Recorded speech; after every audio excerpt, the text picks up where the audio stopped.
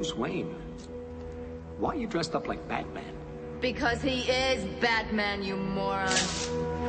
Was. You killed me. The Penguin killed me. Batman killed me. That's 3 lives down. You got enough in there to finish me off? This is my review for Batman Returns, released in 1992. If you checked out my Batman review, you will know that I am not all that happy about the sudden backlash against Tim Burton's Batman movies after the release of The Dark Knight.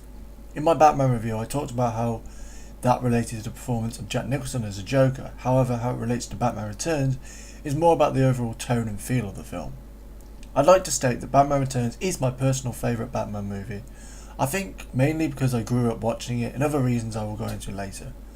Anyway, as it relates to the tone and theme, of course, The Dark Knight created a fairly realistic Batman movie, whereas Batman Returns is extremely odd in comparison. You have an army of penguins, for example. This Batman was definitely Tim Burton's vision, and he allowed him to go loose on the film, and he did. So of course it's going to seem odd when compared to the realistic tones of The Dark Knight, but as I said in my Batman review, they are different movies made with different intentions in mind. I personally really enjoy this odd, quirky tone and elements of Batman Returns.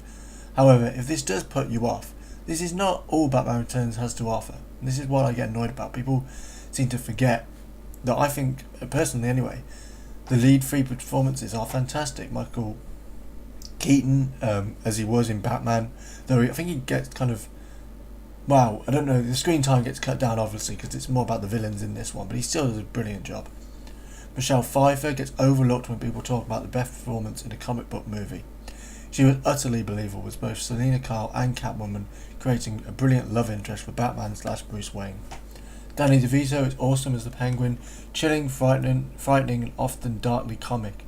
Batman Returns is one of those movies I've seen so many times I can't tell you how many times I've seen it. I've lost count.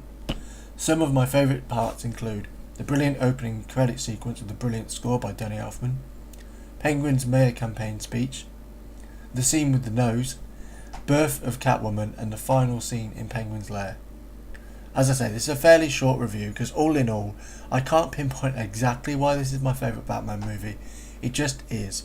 And it's not only that, but it's one of my favourite movies of all time. I would love to live with you in your castle. Forever, just like in a fairy tale.